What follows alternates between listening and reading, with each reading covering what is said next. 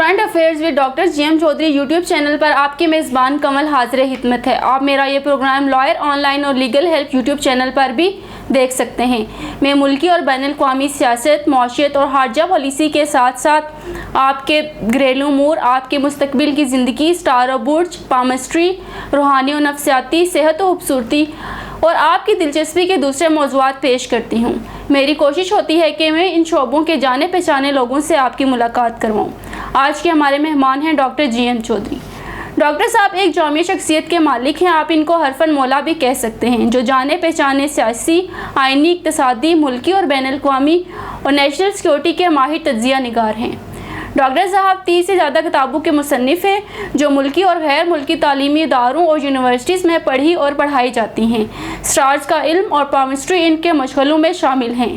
इस तरह स्टार्स की मदद से शख्सियत का तज्ज़िया और मुस्तकबिल के बारे में पेशगोई करने के फ़न से भी वाकिफ़ हैं। जब से चाइना और पाकिस्तान ने सी-पैक के मंसूबे पर अमल दरामद शुरू किया है और इसके इंडिया और इसकी हिमायतों में एक तशवीश की लहर दौड़ गई है। इसमें कोई शक नहीं है कि अमेरिका और इसराइल भी इंडिया के साथ शामिल हैं और इंडिया की हर मुमकिन तरीके से मदद कर रहे हैं, क्योंकि अमेरिका नहीं चाहता कि पाकिस्तान अमेरिका से आज़ाद हो जाए और चीन का साथी बन जाए, जिसके साथ अमेरिका की कशमकश हर रोज़ बढ़ रही है। आज हम इन मौज़ूआत पर बात करेंगे। डॉक्टर साहब, सी-पैक से इंडिया को क्यों तशवीश है? आज जी हम काफ़ी दिनों के बाद दोबारा इस प्रोग्राम में हम मिल रहे हैं, तो यकीनन आपने एक बहुत अच्छा टॉपिक जो है मुंतखब किया है।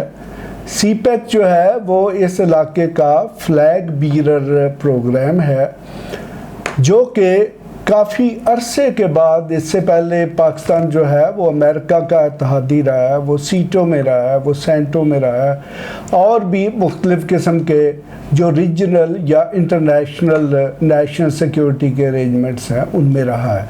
लेकिन इस वक्त ये जो सी-पैक है, ये एक ऐसा मंसूबा है जिसने पहली मर्तबा पाकिस्तान जो है उसकी अहमियत को बहुत ज़्यादा बढ़ा दिया है। और उसकी वजह यह है कि चूँकि चाइना जो है वो पाकिस्तान का बिल्कुल ऐसा एक नेबर है कि जिसके साथ पाकिस्तान की एक तवील बार्डर जो है वो मिली हुई है। और इसी तरह चूँकि इंडिया के साथ पाकिस्तान के भी ताल्लुकात अच्छे नहीं है और उसके साथ साथ इंडिया अपने आप को चूँकि एक रीजनल सुपर पावर या रीजनल जो है वो पावर समझता है, तो वो चाइना को कोई अहमियत नहीं देता। तो इस वजह से इस वक्त देखें कि चाइना और पाकिस्तान के जो स्टेक्स हैं, इंटरेस्ट जो हैं वो कॉमन है, चूँकि उन्हें एक कॉमन एनिमी और मखालफ का सामना है जो कि इंडिया है। और इंडिया को आपके इल्म में है कि शुरू से अमेरिका जो है या वेस्टर्न पावर्स जो हैं वो दुनिया की सो कॉल्ड सबसे बड़ी जमहूरियत होने के नाते से माली इमदाद भी देते हैं और उनको बाकी तरीक़ों से भी उनकी हौसला अफजाई करते हैं। और उनकी कोशिश है कि ईरान के बाद इंडिया जो है उसको साउथ एशिया का थानेदार बना दिया जाए। डॉक्टर साहब, सी-पैक से कौन सी इलाकाई तब्दीलियाँ होने जा रही हैं? देखें, सी-पैक जो है ये एक इंतहाई अहम मंसूबा है, जैसा कि इसके नाम से ज़ाहिर है, that's China Pakistan economic corridor. तो इसका मतलब ये है कि पाकिस्तान जो चाइना है उसकी जो जनूबी बंदरगाहें हैं, चूँकि वहाँ पर उसकी चाइना अमेरिका के साथ मुसलसल कॉन्फ्लिक्ट चल रही है और चाइना ने एक मुतबादल रूट के तौर पर ये सी-पैक का मंसूबा जो है इसको वन बेल्ट और वन रोड मंसूबे के तहत जो है वो पाकिस्तान के ज़रिए एक्सटेंड किया है। और यकीनन इसका फ़ायदा चाइना को ये है कि चाइना की बहुत सारी तजारत जो है वो सारा साल ग्वादर पोर्ट जो है उसके ज़रिए सारी दुनिया के साथ हो सकेगी।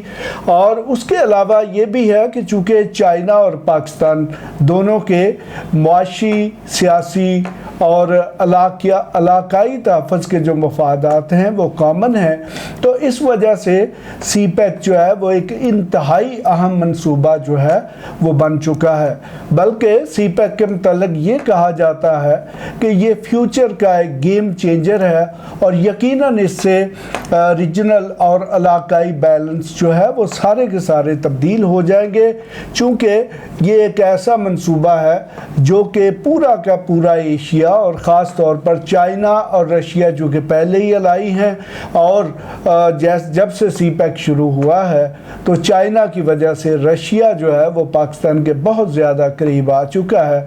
तो इसका मतलब ये हुआ कि अब ये जो साउथ एशिया है इसमें से बड़ी तेज़ी के साथ, और बल्कि एशिया जो सेंट्रल एशिया है इसमें से भी अमेरिका बड़ी तेज़ी के साथ एलिमिनेट हो रहा है और उसका असर और रसूख ख़त्म हो रहा है। और जैसे ही अफ़गानिस्तान सेटल होगा और यकीनन अफ़गानिस्तान में एक ऐसी हुकूमत बरसर इक़्तिदार आएगी जो कि चाइना और पाकिस्तान के लिए एक्सेप्टेबल होगी, तो ऐसी सूरत में CPEC जो है वो सारे का सारा जो एशिया है और उसकी जो मेन दो बड़ी पावर्स हैं यानी कि चाइना और रशिया और फिर उनके साथ साथ पाकिस्तान को भी जोड़ने जा रहा है, और इसके साथ साथ तुर्की और सेंट्रल एशिया के और भी बहुत सारे जो मालिक हैं वो सारे के सारे पाकिस्तान के साथ कनेक्ट हो जाएंगे। और दुनिया में सबसे बड़ा मफाद जो है वो मुआशी मफाद होता है। तो जब सेंट्रल एशिया और एशिया के दूसरे मालिक या यूरोपियन मालिक जो हैं उनके मफादात पाकिस्तान के साथ वाबस्ता होने शुरू हो जाएंगे तो यकीनन उससे पाकिस्तान की इक़्तिसादी हालत भी बेहतर होगी और पाकिस्तान को रीजन जो है उसमें सियासी असर और रसूख भी हासिल होगा। और यकीनन जब चाइना के स्टेक्स पाकिस्तान में होंगे तो नेशनल सिक्योरिटी के आस्पेक्ट से भी पाकिस्तान बहुत ज़्यादा कंफर्टेबल फील करेगा, क्योंकि चाइना यकीनन अपने मफादात का तहफ़्फ़ुज़ हर कीमत पर करेगा और फिर इंडिया जैसे जो पाकिस्तान के पुराने दुश्मन हैं उनको पाकिस्तान पर किसी किस्म की जारहियत करने का मौका नहीं मिलेगा। डॉक्टर साहब, CPEC की वजह से साउथ एशिया में क्या तब्दीलियां होने जा रही हैं? देखिए जी, इसमें सबसे बड़ी जो तब्दीली होने जा रही है वो ये है कि यहाँ का जो रीजनल बैलेंस ऑफ पावर है वो तब्दील होगा। पहले देखें कि साउथ एशिया में चाइना बिल्कुल एक न्यूट्रल पावर की तरह था और इंडिया अपने आप को एक मिनी सुपर पावर कंसिडर करता था, बल्कि वो ये समझता था कि वो साउथ एशिया का चौधरी है।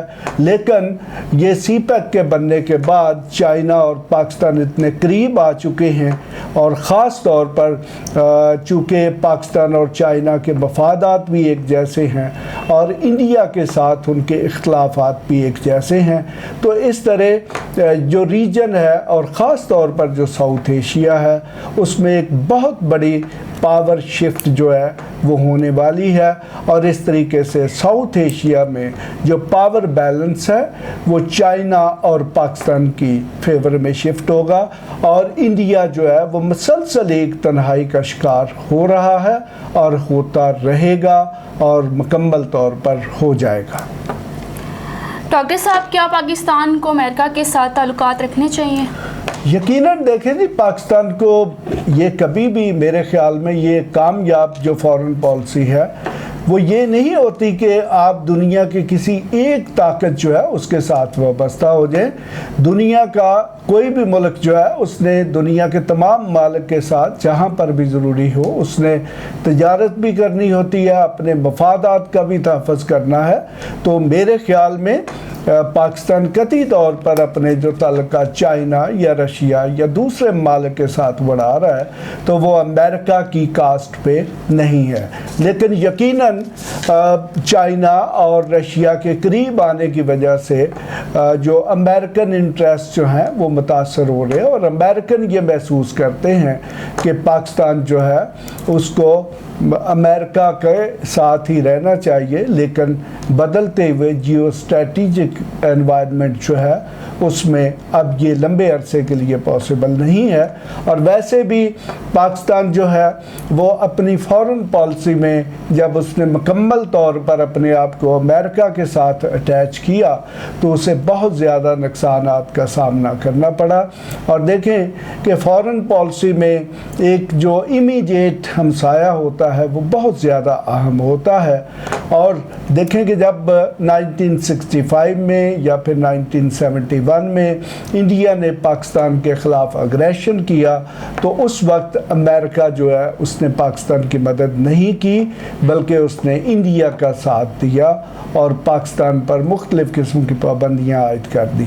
जबकि उसके बरक्स चाइना और पाकिस्तान के मुआशी और स्ट्रेटेजिक मफादात जो हैं वो कॉमन हैं, तो मेरे ख्याल में ये ज़्यादा पायदार ताल्लुक़ जो है वो साबित होगा। लेकिन इसके साथ साथ मैं ये समझता हूँ कि पाकिस्तान जो है उसको चाहिए कि वो अमेरिका जो है उसके साथ भी अपने जो सफारती ताल्लुकात, मुआशी, सियासी और इकनॉमिक रिलेशंस जो हैं उनको बेहतर रखे। और यकीनन अमेरिका नहीं बल्कि सारा यूरोप और दुनिया के जो दूसरे मालिक हैं उनके साथ भी पाकिस्तान को अच्छे ताल्लुकात रखने चाहिए। एक कामयाब खारजा पॉलिसी वही होती है जिसमें कोई भी मुल्क जो है दुनिया के तमाम मालिक के साथ अच्छे ताल्लुकात रखता है और उन्हें अपने मफादात के तहफ़्फ़ुज़ के लिए इस्तेमाल करता है। आज का प्रोग्राम यहीं पर ख़त्म करते हैं। मज़ीद दिलचस्प प्रोग्राम देखने के लिए हमारे चैनल को सब्सक्राइब करें और बेल आइकन ज़रूर दबाएं ताकि आपको आने वाले हर नए प्रोग्रामों के अलर्ट मिलते रहें। अगर आप कोई सवाल पूछना चाहते हैं तो आप हमारे व्हाट्सएप नंबर पर अपना तहरीरी मैसेज भेज सकते हैं। आप हमारी ईमेल पर भी मेल कर सकते हैं। हम आपको आपकी ज़िंदगी के मुख्तलिफ़ मामलात में मुकम्मल रहनुमाई और मुशावरत फ़राहम करेंगे। अब मैं आपसे इजाज़त चाहती हूँ। खुदा हाफिज़।